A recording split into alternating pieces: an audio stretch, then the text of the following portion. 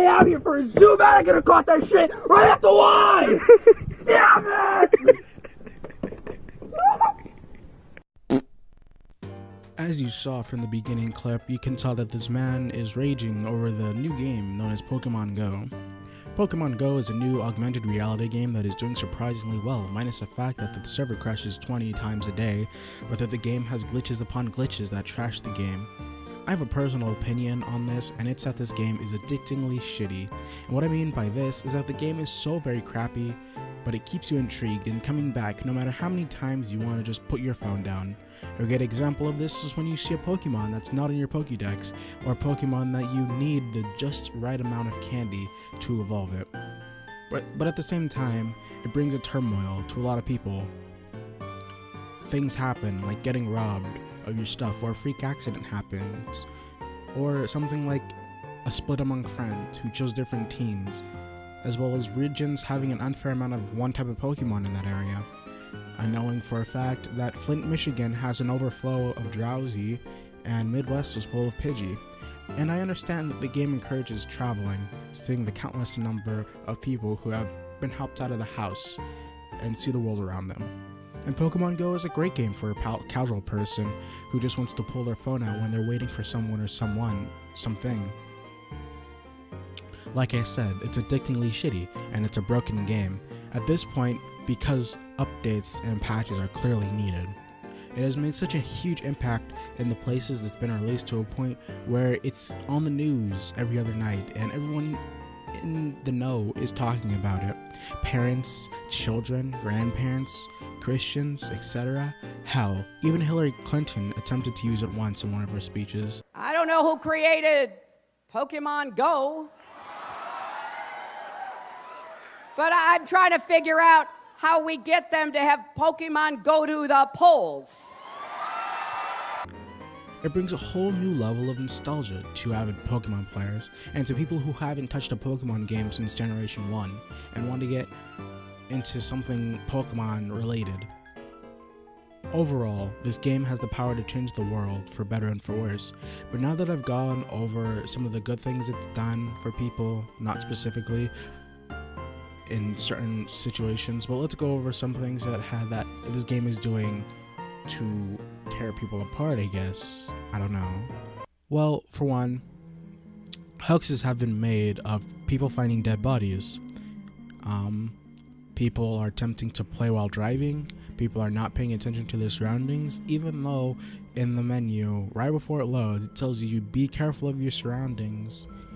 And I guess people aren't reading that.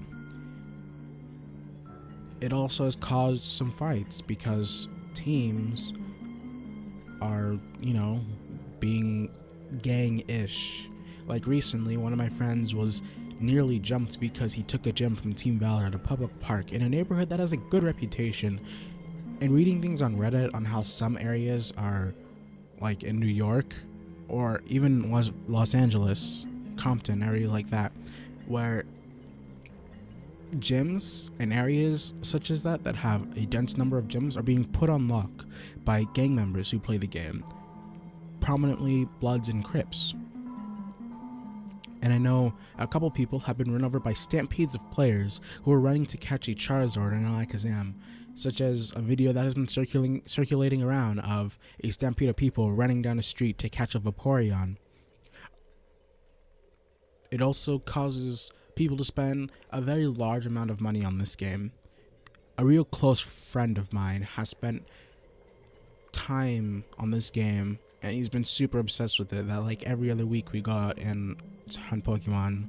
It's something different, but he has spent an upwards amount of $100 between portable chargers and the in-game currency. And I once bring up again that this game is addictingly shitty. Like, it just keeps people going. Overall, it's a fun game, and I enjoy it myself, and walking around with friends on a nice day is great as well. But I believe that it's keeping people locked on their phones too much, to where they're not noticing the world around them and the dangers around in the world, such as walking into or off of a cliff, which has happened recently, or walking into a river or a pond, or walking into a place that you're not supposed to be in, that stuff. but at the same time, it's helping people just get out into the world and notice people around and making new friends. It's amazing that what this game does, honestly. But I guess people just need to learn how to balance between looking at their phone and noticing their surroundings. It's just sense, I guess. A pro tip from me to you on how to save battery and not be confined to your phone is that you want to go to your settings and turn on battery saver. And a lot of people will say that battery saver doesn't do much, but when you turn your phone upside down while playing, it makes the screen dark. And so when it makes the screen dark, you can see the silhouette of Pokemon Go, which means the game is still running.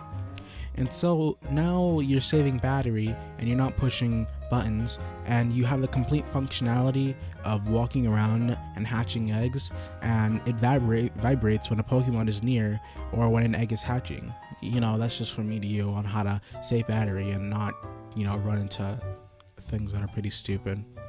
Also, when you're catching a Pokemon, I suggest that you stand still to catch the Pokemon, because if you try to walk and catch it and you're not very cognizant on what surroundings are around you, you're in for a bad day. Anyways, thanks for watching. Hit that subscribe button, hit that like button. Thanks for watching once again. Goodbye.